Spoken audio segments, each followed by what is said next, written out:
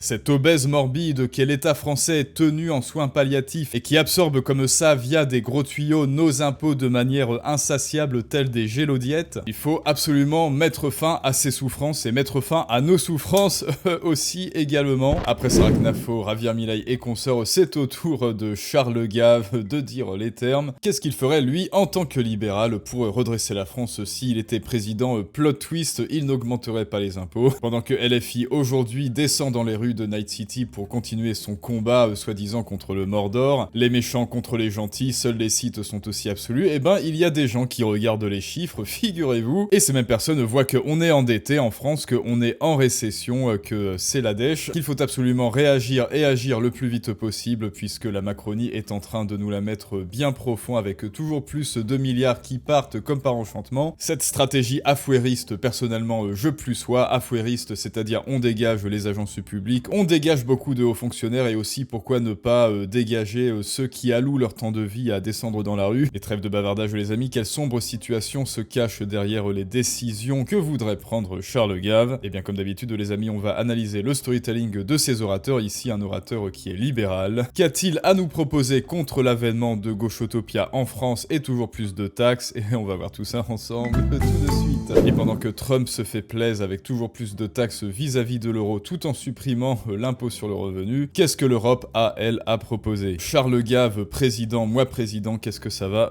donner? Plusieurs se demandent, vous savez, c'est la question de Lénine, mais traduite dans les cercles, que faire? Alors, imaginons que vous soyez le président Gave pendant un instant, vous êtes aux affaires, et vous avez un programme possible et réalisable en 6 mois pour répondre aux tarifs de Trump. Que feriez-vous? J'envoie une lettre commandée à la Commission européenne, ce qui est la procédure requise par les traités, pour dire je sors de l'Europe, je sors de l'euro, je reprends le contrôle de la monnaie, il y a 1400 hautes autorités, grands conseils en France, qui dépensent à peu près 130 milliards d'euros. C'est de la corruption, puis c'est simple. Je les supprime tous. Je dis plus un grand conseil, plus une autorité.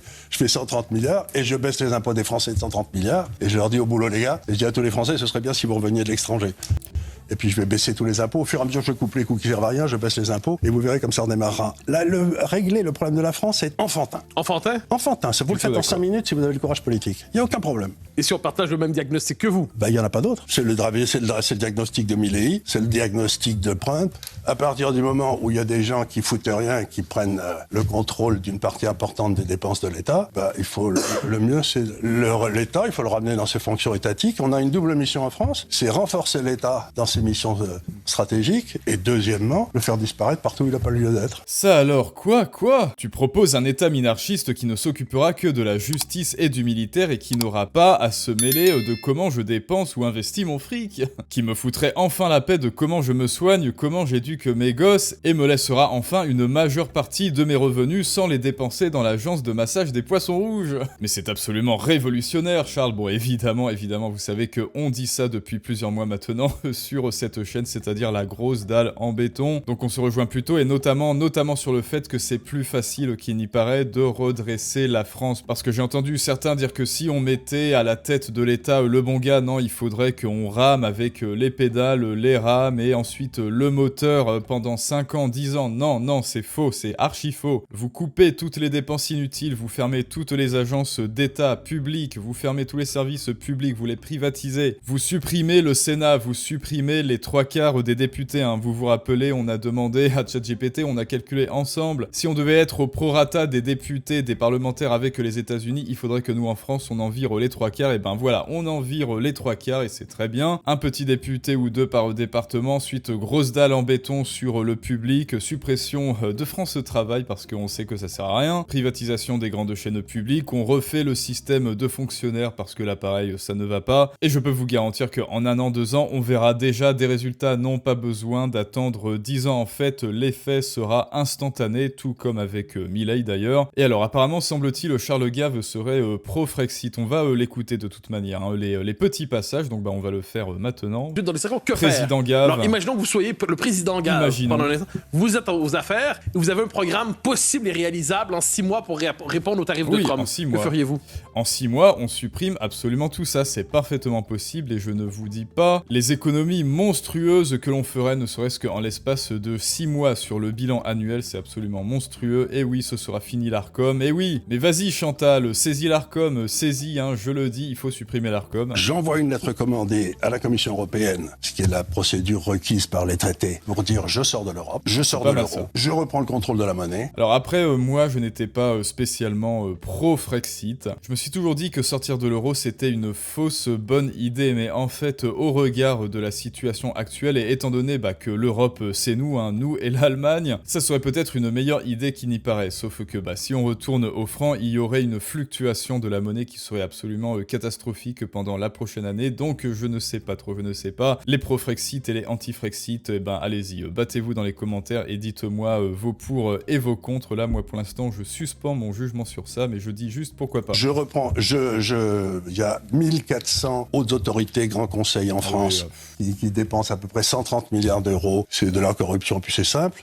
Oui, les agences publiques. Rappelez-vous, hein, pour ceux qui suivent les vidéos de l'arc Afuera, un France Travail révélé par Sarah Knafo, rien que le PDG, 20 000 balles par mois, plus des banquets somptueux, plus des cadres qui se font 10 000 balles par mois. Pourquoi? Pour remplir des formulaires et des tableaux Excel et des « Ah bah, je suis désolé monsieur, on n'a pas de travail pour vous ». Tout ça pour maintenir en vie une agence publique qui s'appelle France Travail et qui sert à tout sauf pour trouver du travail. L'Arcom, pareil, aucune légitimité et qui a prouvé dans ses actions qu'elle était anti-liberté, anti-liberté de parole. Donc pareil, en fait, même pas privatisation hein, de tout ça, suppression pure et dure. Donc toutes ces agences, en fait, soit on les privatise comme les chaînes de télé, soit on les supprime comme l'Arcom et France Travail. Et là, comme il a dit, 130 milliards d'euros, à savoir que Pôle emploi, c'était déjà entre 20 et 40 milliards, c'est ça, annuel? Enfin bref, c'est complètement gargantuesque et ça, plus la tronçonneuse chez les députés, ça sera plusieurs centaines de millions d'euros supplémentaires. Je supprime tous. Je dis plus un grand conseil, plus une autorité. Je fais 130 radical, milliards et je baisse les impôts des Français de 130 milliards. Et je leur dis,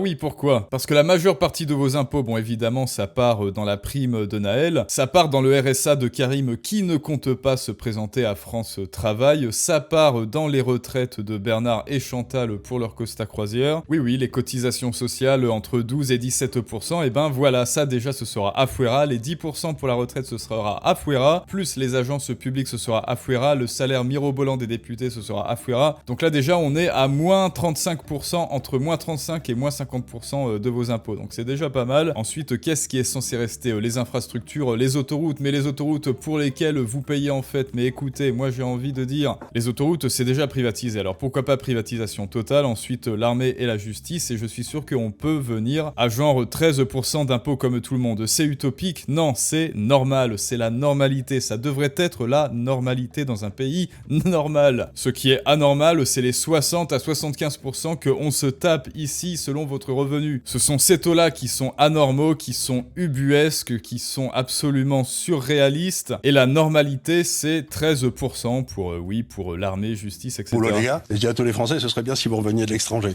Oui, et puis je vais aussi. baisser tous les impôts. Au fur et à mesure que je coupe les coûts qui servent à rien, je baisse les impôts. Et vous... Oui, parce que là, moi, si tu veux, avec l'état actuel de la France, eh bien ma valise est presque prête pour... je vous dis pas encore, je vous dis pas. Certains le savent, des élus savent, et c'est pas la peine, les haters, de me dire « Boubou, tu t'en vas, tu n'aimes pas la France ». Si, justement, ceux qui aiment la France, ceux qui aiment vraiment la France, les vrais patriotes, pour moi, ils sortent de France. Pourquoi? Parce que ça les chagrine de voir leur pays vilipendé par des parasites à col blanc, des parasites du haut qui font venir des parasites du bas pour que l'on soit grignotés, nous, ceux qui travaillons, des fourmis travailleuses, être grignotés par ce genre de pucerons purulents, et ce, sans salut possible, en tout cas, tant que l'État français fonctionnera comme ceci. Vous verrez comme ça redémarrera. Là, régler le problème de la France, très rapidement. Enfantin. Enfantin? Je suis d'accord. Vous le faites en 5 minutes si vous avez le courage politique. Il n'y a aucun problème. Et si on partage le même diagnostic que vous? Il suffit de signer des trucs, hein. C'est le... Il suffit de signer des traités, il suffit de dire Afuera ceci, cela, et comme il le dit, oui, ça se fait comme Trump l'a fait, en fait, les signatures, ça se fait en une après-midi, vraiment. C'est le diagnostic de Millet. Oui, alors effectivement, en France, c'est un petit peu plus compliqué que ça. Oui, il faut en avertir les députés, le Sénat, mais non, les députés, on va les supprimer, donc voilà. C'est le diagnostic de Trump.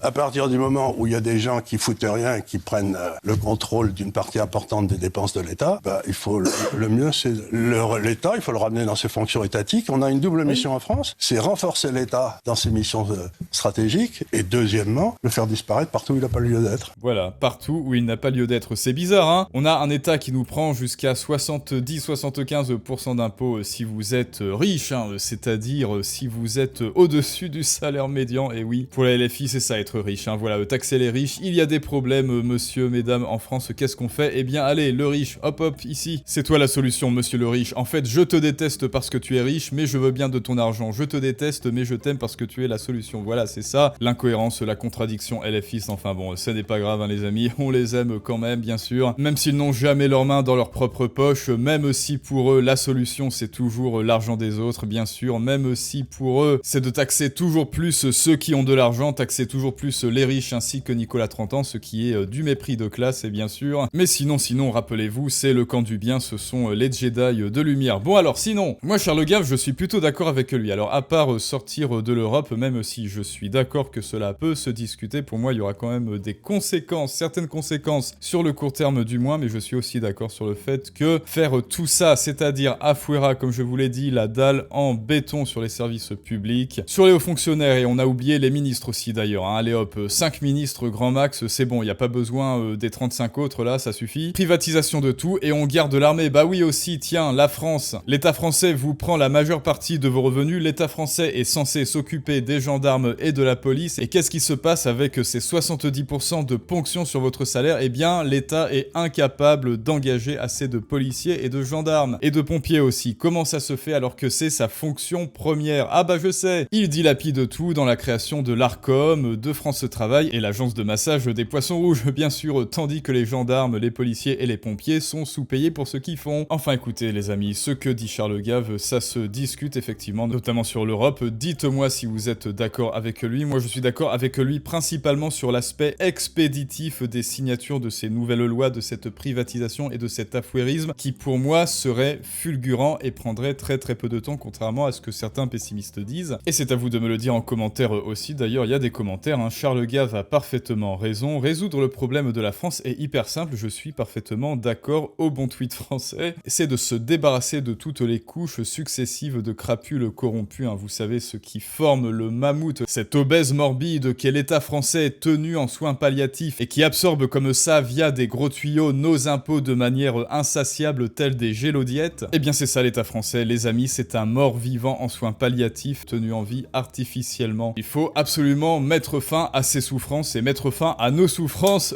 aussi également. Mais bon, c'est pas grave, un solide hôpital, c'est gratuit, c'est Nicolas qui paye. Et aussi, pour ceux qui en ont marre de se laisser faire et ceux qui veulent défendre leurs idées parce que tu as un message noble à faire passer, des idées à défendre, et bien jusqu'à ce soir minuit, c'est la fin de la semaine de lancement. Jusqu'à ce soir minuit, il y a la parole comme arme au prix de lancement pour toi abonné avec le coupon Réponds tout simplement, qui est véritablement un condensé de toutes les techniques d'éloquence, tous les stratagèmes et techniques d'éloquence pour pouvoir défendre tes idées au mieux, pour passer outre les défenses blindées de l'adversaire, pour mieux profiter de ses contradictions, de ses incohérences, pour mieux l'acculer et ressortir par le haut d'un débat, répondre aux fâcheux, moucher ton adversaire, dominer les débats et faire passer ton message de l'ombre à la lumière. C'est jusqu'à ce soir minuit. Le lien avec le coupon pour toi abonné est en description et en commentaire, et comme dirait Gali dans Gun, plus personne n'osera te faire de mal. Enfin, c'est le professeur Ido dans Gun précisément. Avec la parole comme arme, tu accapareras tous ceux qui ont fait de leur métier l'éloquence, la répartie, tous les meilleurs orateurs, toute époque confondue, et tu cesseras également de subir tous ces moments frustrants, tu sais, où tu ne trouves pas le bon argument, la bonne phrase, parce que tu manques de vitesse, de célérité, de pratique aussi, ainsi que de méthode et de technique, et 2 heures plus tard, tu rumines et tu dis, eh ben c'est ça que j'aurais dû dire. Eh bien ces techniques, elles sont dans la parole comme arme. C'est jusqu'à ce soir minuit, donc au prix préférentiel pour les abonnés. Après c'est fini, donc dites-moi les amis ce que vous pensez de Charles Gave, de ses idées, du Frexit aussi, de l'affouérisme, de la dalle en béton et de ce gros mammouth obèse tenu en vie par nos impôts avec des gros tuyaux. Et je vous dis à très bientôt pour un prochain storytelling du monde moderne, mais ça c'est une autre histoire.